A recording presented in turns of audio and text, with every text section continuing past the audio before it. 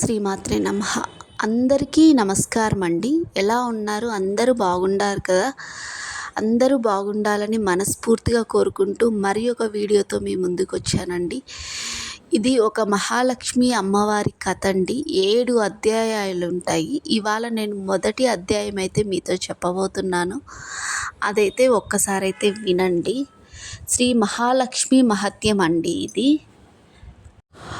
భూలోక వైకుంఠమైన తిరుమల క్షేత్రంలో వెలసిన శ్రీనివాసుని హృదయంలో నివసిస్తూ ఈ స్వామికి అత్యంత ప్రియురాలై అలరారుతూ పద్మాసనంలో వేచేసి సుకుమారమైన చేతులలో పద్మాలను అలంకారంగా ధరిస్తూ భక్తులందరినీ అనుగ్రహిస్తున్న శ్రీ మహాలక్ష్మికి ఇవే మా నమస్కారాలండి. సంపూర్ణ విశ్వంలో సకల శుభాలను అనుగ్రహించేది, సర్వ ఐశ్వర్యాలను ప్రసాదించేది, సర్వ భక్తుల కోర్కెలను తీర్చే అమృతమూర్తి శ్రీమన్నారాయణ వారి ప్రియ సఖి అయిన శ్రీ మహాలక్ష్మి. ఆ తల్లి ఉన్న చోట సర్వ సౌభాగ్యాలు నిలయమై ఉంటాయి. దేనికి కొరత ఉండదు.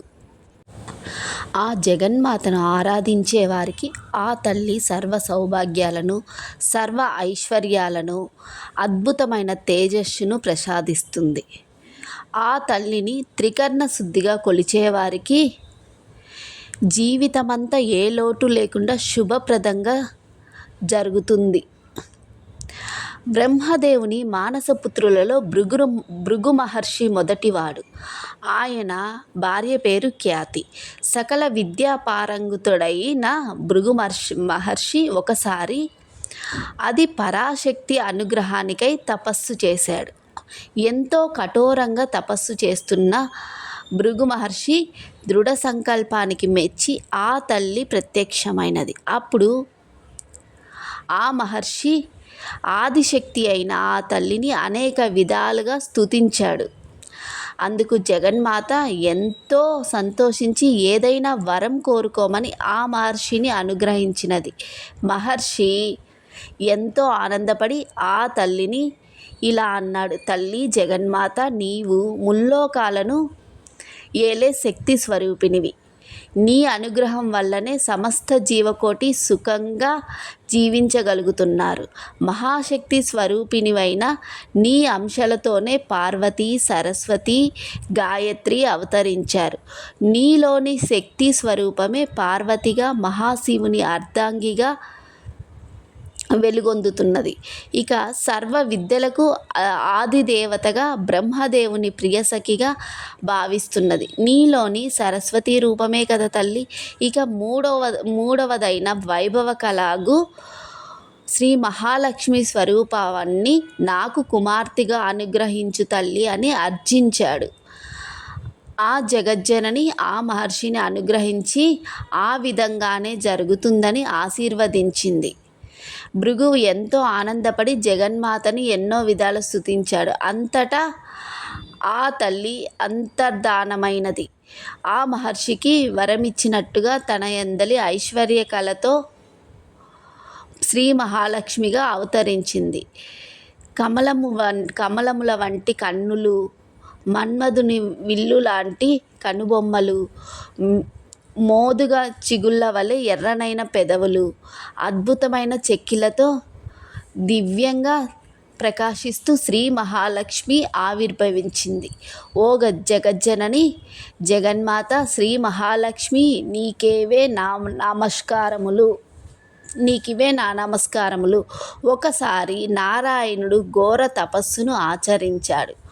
ఆ తపస్సును భృగు భంగపరచడానికై ఇంద్రుడు అప్సరసలను పంపించాడు. వారు ఎన్నో రకాలుగా అభినయిస్తూ ఎంతో అందమైన భంగిమలతో నాట్యం చేస్తూ నారాయణుని తపస్సు భంగం చేయడానికి ప్రయత్నించారు. నారాయణుడు ఏమాత్రము చెలించక తన విశ్వరూపాన్ని ప్రదర్శించాడు. దివ్యమైన ఆ విశ్వరూప దర్శన తేజస్సుకి తట్టుకొనలేక అప్సరసలు దేవలోకానికి వెళ్ళిపోయారు. శ్రీమన్నారాయణుడు అప్సరసలకు విశ్వరూపంలో దర్శనమిచ్చాడని తెలుసుకున్న శ్రీ మహాలక్ష్మి ఆ స్వామిని భర్తగా పొందాలని తలచింది. ఆ స్వామిని ఆరాధిస్తూ కఠోర దీక్షతో తపస్సు ప్రారంభించింది. ఆ జగన్మాత తపస్సు ప్రభావంతో ముల్లోకాలు కంపించసాగాయి. అప్పుడు శ్రీమన్నారాయణుడు ప్రత్యక్షమైన శ్రీ మహాలక్ష్మిని వివాహమాడటానికి అంగీకరించాడు. భృగువు శ్రీ లక్ష్మీనారాయణుల వివాహము ఎంతో వైభవంగా జరిపించాడు. స్వర్గలోకపు అధిపతి అయిన ఇంద్రుడు ఒకసారి అధికంగా సురాపానం సేవించి వెళుతుండగా దుర్వాస మహర్షి కనబడి పారిజాత పుష్పాన్ని ఇంద్రునికి బహుకరించాడు. సురాపాన ప్రభావంలో ఉన్న దేవేంద్రుడు ఆ పారిజాత పుష్పాన్ని ఐరావతంపై ఉంచాడు.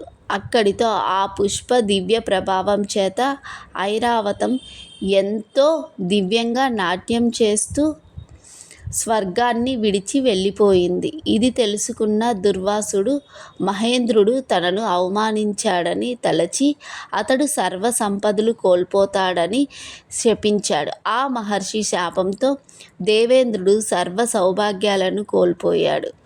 ఇంద్రలోకము కళాహీనమైనది. అప్పుడు శ్రీ మహాలక్ష్మి దేవలోకం విడిచిపెట్టి సముద్ర గర్భంలో దాగున్నది. సర్వం పోగొట్టుకున్న మహేంద్రుడు తను చేసిన తప్పులు తెలుసుకొని ఎంతో చింతిస్తూ శ్రీమన్నారాయణుల వారి వద్దకు వచ్చాడు. శ్రీమన్నారాయణుల వారిని ఇంద్రుడు ఈ విధంగా ప్రార్థించాడు. ఓ స్వామి, కరుణామయ జగన్నాథ, జగద్రక్షక, నీకివే నా నమస్కారములు. ఇంద్రలోకపు భోగభాగ్యాలను అనుభవిస్తూ అప్సరసల నాట్యాలతో సురాపానంతో ఒళ్ళు మరచి దుర్వాస మహర్షి ఆగ్రహానికి లోనైనావు. ఆ మహర్షి శాపంతో సర్వ సౌభాగ్యాలను కోల్పోయాను. ఇంద్రలోకము కళాహీనంగా తయారైంది. దయచేసి నన్ను అనుగ్రహించి తిరిగి పూర్వ వైభవం వచ్చేలా కరుణించవలసింది జనార్దన. జగత్ప్రభు, నాకు నీవే దిక్కు, అన్యదా శరణం నాస్తి, త్వమేవ శరణం మమ అని వేడుకున్నాడు. అప్పుడు దయసాగరుడైన శ్రీమన్నారాయణుల వారు మహేంద్రుని దీనస్థితిని గ్రహించి అతడితో ఇలా అన్నారు. ఓ ఇంద్ర, నీవు చింతింపవలదు. శ్రీ మహాలక్ష్మి ప్రస్తుతం సముద్ర గర్భంలో ఉన్నది. కొంతకాలం తర్వాత దేవదానవుల సముద్ర మదనంలో ఆమె నా చెంతకు రాగలదు. అప్పుడు నీ పూర్వ వైభవం తప్పక చేకూరుతుంది అని అన్నాడు. దేవేంద్రుడు శ్రీమన్నారాయణుల వారికి నమస్కరించి సెలవు తీసుకొని ఇంద్రలోకానికి వెళ్ళిపోయాడు. కొంతకాలానికి దేవదానవులు అమృతం కోసమై సముద్రాన్ని చిలకడానికి సంకల్పించారు. వారందరూ కలిసి శ్రీమన్నారాయణుల వారి వద్దకు వచ్చి సముద్ర మదనంలో తమకు సహకరించవలసినదిగా అర్జించారు. శ్రీమన్నారాయణుల వారు వారితో సర్పరాజైన వాసుకిని తోడుగా చేసుకొని మందర పర్వతంతో సముద్రాన్ని చిలకమని చెప్పాడు. దేవదానవులు ఆ విధంగానే చేసి సముద్ర మదనాన్ని ప్రారంభించారు.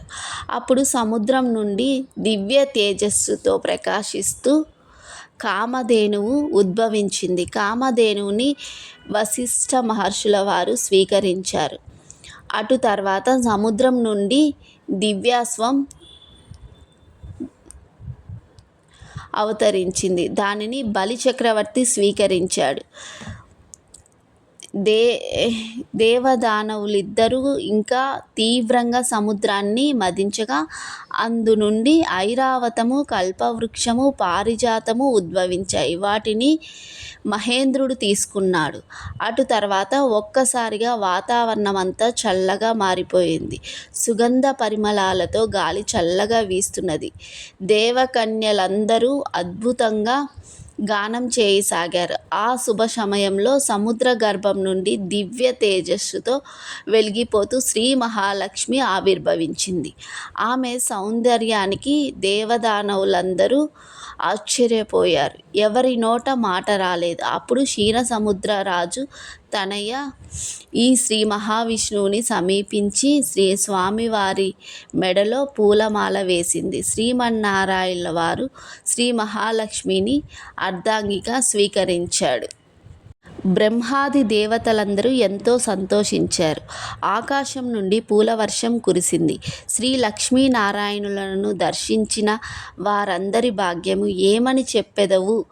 సర్వజీవుల హృదయాంతరాలలో అంతర్యామి స్వరూపంలో అంటూ సర్వజీవుల శుభమును సుఖమును చేసే నారాయణుడు, సర్వజీవకోటిని ఆప్యాయంగా అనురాగంతో అనుగ్రహించే జగన్మాత శ్రీ మహాలక్ష్మి దర్శన భాగ్యంతో అందరూ ఎంతో సంతోషించారు.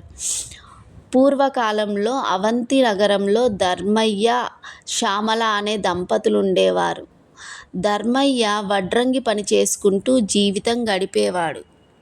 ఆ దంపతులకు 3 కుమార్తెలు. ఒక సంవత్సరము కరువు కాటకాలు వచ్చి ధర్మయ్యకు పని దొరకక ఇల్లు గడవటానికి చాలా కష్టపడ్డాడు.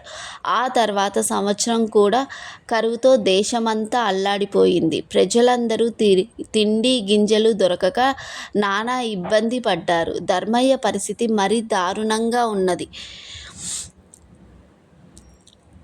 తినడానికి ఈ 2 పూటల భోజనం కూడా దొరకక మరమరాలు తింటూ కాలం గడుపుతున్నారు. కానీ ఆ దంపతులు ఇద్దరూ ఇంత కష్టకాలంలో కూడా భగవంతుణ్ణి మరవలేదు. వారింట్లో తరతరాల నుంచి వస్తున్న శ్రీ లక్ష్మీనారాయణుల విగ్రహం ఒకటి ఉన్నది. ఆ విగ్రహాన్ని రోజు భక్తి శ్రద్ధలతో పూజించేవారు. రోజు ఏదో ఒక పదార్థం తప్పక నైవేద్యం పెట్టేవారు. అయితే 2 సంవత్సరాల నుండి కరువు వల్ల ఇంట్లో ఏ పదార్థము లేకపోవటం చేత ఇంటి ఆవరణలోని తులసి మొక్క నుంచి ఒక దళాన్ని శ్రీ లక్ష్మీనారాయణులకు భక్తితో కనుగద్దని సమర్పించేవారు. ఈరోజు ఇలా గడుస్తుండగా ఒకరోజు రాత్రి 10 గంటల సమయంలో తలుపు తట్టిన శబ్దమైంది. ఈ వేళలో ఎవరో వచ్చి ఉంటారు అని ఆలోచిస్తూ తలుపు తీసిన ధర్మయ్య దంపతులకు మధ్య వయస్కురాలైన ఒక ముత్తైదువు కనిపించింది. ఆమెలో ఏదో దివ్య తేజస్సు గోచరించింది. ఇంత రాత్రి వేళ ఇలా ఒంటరిగా వచ్చిన ఈమె ఎవరై ఉంటుందో అని తలుస్తుండగా ఆమె వీరితో ఇలా అన్నది. నాయనా, నేను పొరుగు ఊరి నుండి మా ఊరు వెళుతూ దారి తప్పి ఇటుగా వచ్చాను. రాత్రి కావటంతో త్రోవ సరిగ్గా తెలియటం లేదు. ఆ రాత్రి మీ ఇంటనే విశ్రమించి తిరిగి ఉదయాన్నే వెళ్ళిపోతాను అన్నది. అప్పుడు ఆ దంపతులిద్దరూ ఆమెను లోపలికి రమ్మని ఆహ్వానించారు. అతిథి భగవంతుడితో సమానమంటారు కదా. కానీ ఆమెకివ్వడానికి ఇంట్లో ఏమీ కనిపించలేదు. కాసిని మంచినీళ్ళు మాత్రమే ఇచ్చారు. ఇంట్లో పడుకోవడానికి ఒక చాప మాత్రమే ఉంది. ఆ చాపనే ఆమెకి ఇచ్చారు. ఆ రాత్రి ఆమె ఆ చాప పైన నిద్రించింది. తెల్లవారగానే లేచి తిరిగి వెళ్ళడానికి సిద్ధమైంది. అప్పుడు ఆ దంపతులు ఆమెతో ఇలా అన్నారు. తల్లి, నీవు తేజస్సులో సాక్షాత్తు జగన్మాత శ్రీ మహాలక్ష్మిలా ఉన్నావు. నిన్ను వట్టి చేతులతో పంపుతున్నందుకు ఎంతో బాధగా ఉన్నది అని అన్నారు. అప్పుడు ఆమె, ఓ దంపతులారా, మీరు చింతించవలదు. మీ ఇంట ఉండటానికి ఒప్పుకున్నారు, అదే చాలు అని అన్నది. అప్పుడు శ్యామలమ్మ ఆమెకు బొట్టు పెట్టి పంపించింది. మిగిలిన కథ నేను మళ్ళా నెక్స్ట్ వీడియోలో మీతో అయితే షేర్ చేస్తానండి. థ్యాంక్ యూ అండి. ప్రతి ఒక్కరికి ఈ వీడియో కానీ నచ్చితే కానీ ఒక్క లైక్ చేయండి, షేర్ చేయండి, సబ్స్క్రైబ్ చేసుకోండి. థ్యాంక్ యూ ఫర్ వాచింగ్ అండి everyone. Thank you for support అండి.